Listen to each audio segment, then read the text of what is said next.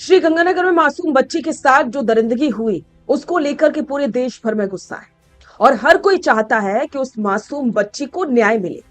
32 दरिंदों ने 5 दिनों में 3 अलग अलग होटलों के अंदर उस मासूम बच्ची के साथ दरिंदगी की सारी हदें पार कर दी। शराब पिलाई गई ताकि वो बच्ची दर्द से चीखे चिल्लाए नहीं।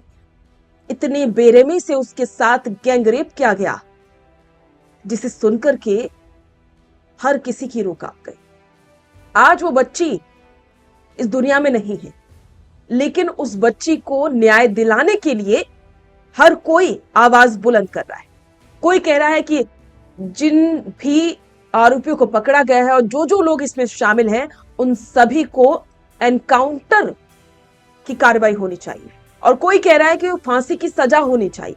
कोई कह रहा है कि खुले में गोली मार देनी चाहिए।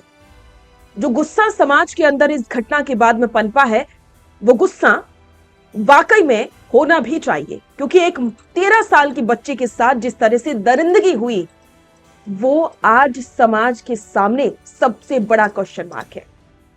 क्योंकि ये सिर्फ एक मासूम बच्चे की बात नहीं है, ये उन लाखों बच्चियों की सुरक्षा का सवाल है जो बाहर निकलती हैं घर से बाहर।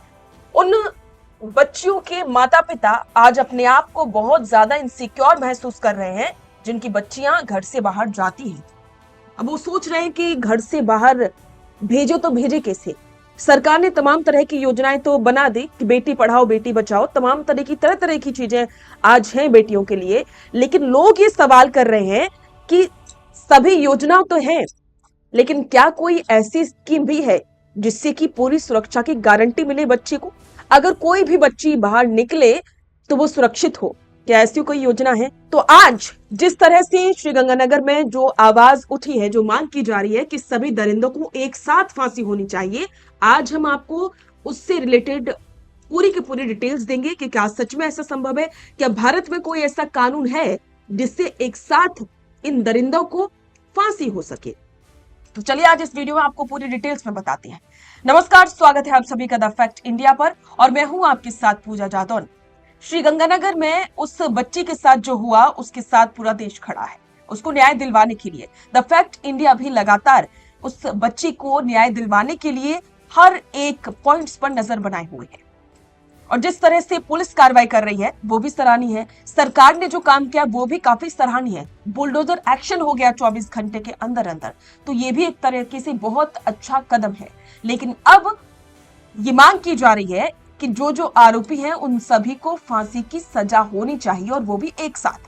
तो चलिए आज पूरी डिटेल्स और जो जो इसमें जो सवाल खड़े हो रहे हैं कि आखिरकार ऐसा क्या हुआ कि वो बच्ची अचानक से रात को किसी होटल में पहुंच जाती है, ऑटो रिक्शे से क्या संबंध था, ये तमाम तरह की जो क्वेश्चन जो उठ रहे हैं उन सभी के जवाब आज आपको इस वीडियो में मिल जाएंगे। सबसे पहले इस खौफनाक वारदात के घटनाक्रम को समझिए।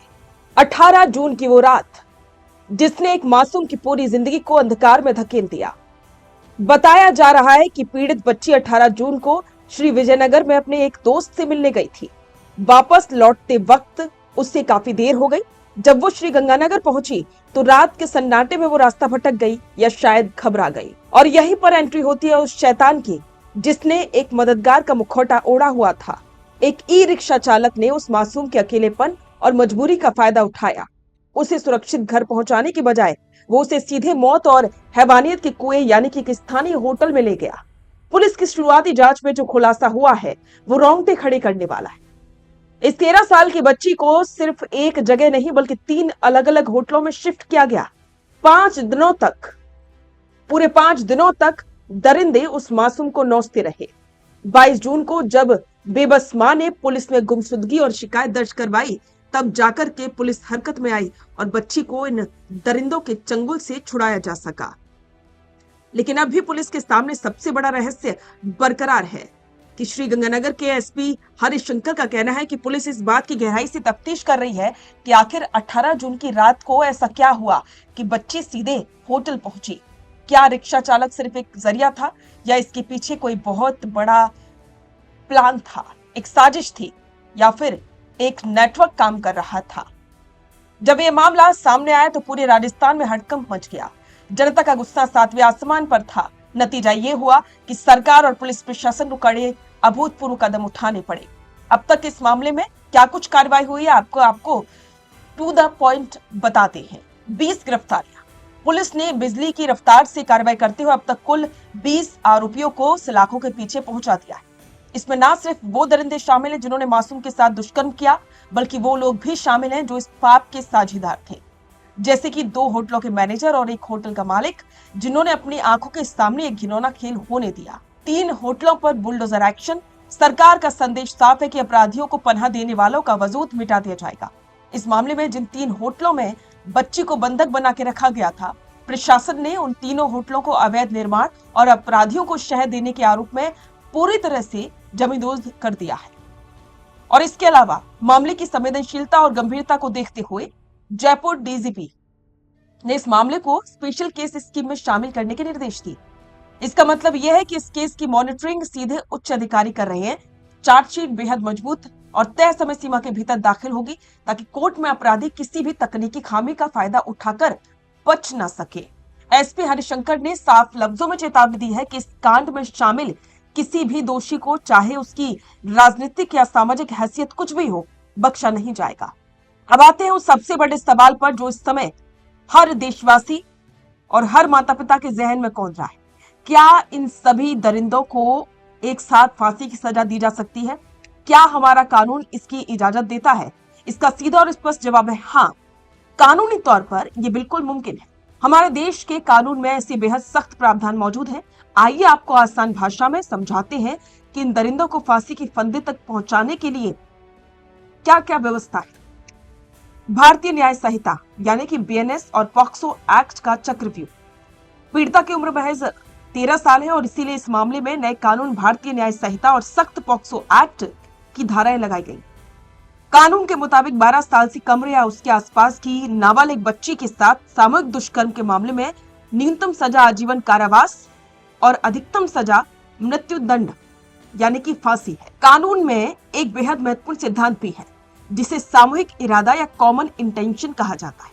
अगर कोर्ट में ये साबित हो जाता है कि इन सभी 19 यानी कि 20 लोगों का मकसद एक ही था और जो और भी लोग हैं उन सभी का मकसद एक ही था, या उन्होंने एक दूसरे की मदद की, या इस पूरी साजिश में ये बराबर के हिस्सेदार थे, तो कानून हर एक आरोपी को वही सजा मिलेगी जो मुख्य आरोपी को मिलती है।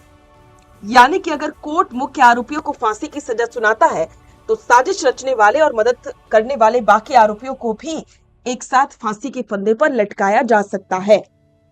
अब इतिहास के उदाहरण आपको बताते, भारत के न्यायिक इतिहास में ऐसा पहले भी हो चुका है। निर्भया कांड के दोषियों को एक साथ फांसी दी गई थी।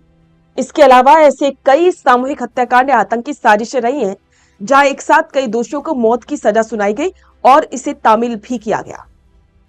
कानून में ऐसा कोई नियम नहीं है जो एक साथ कई लोगों को फांसी देने से रोकता हो, बशर्ते अदालत के सामने हर एक आरोपी के खिलाफ पुख्ता सबूत पेश किए जाए।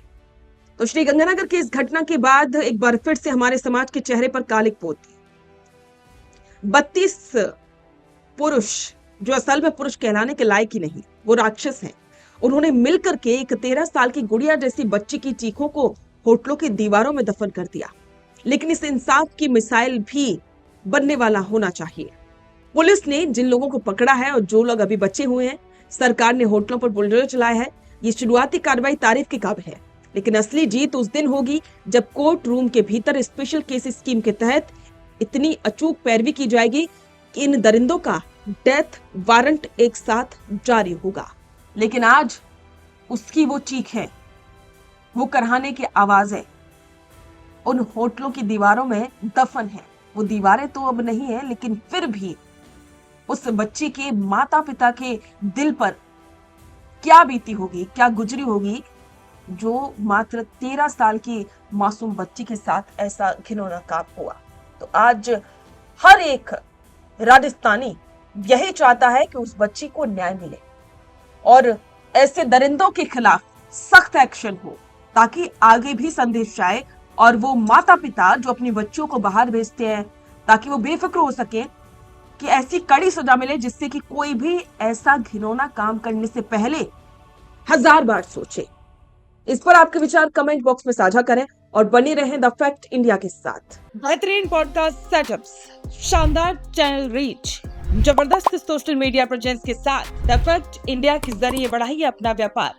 न्यूज वीडियोस में एलबेंट हो या फिर हर न्यूज की शुरुआत में हो आपके एड्स, फेसबुक पर आपके बिजनेस प्रमोशन वीडियोस और ग्राफिक्स हो या फिर इंस्टाग्राम पर कोलैबोरेशंस के साथ रील्स, सब कुछ मिलेगा आपको द फैक्ट इंडिया पर। तो आज ही डीएम करें इंस्टाग्राम पर, व्हाट्सएप के नंबरों पर मैसेज करें और अपने व्यापार को दें ऑर्गेनिक प्रमोशंस की ताकत, सिर्फ द फैक्ट इंडिया न्यूज के साथ।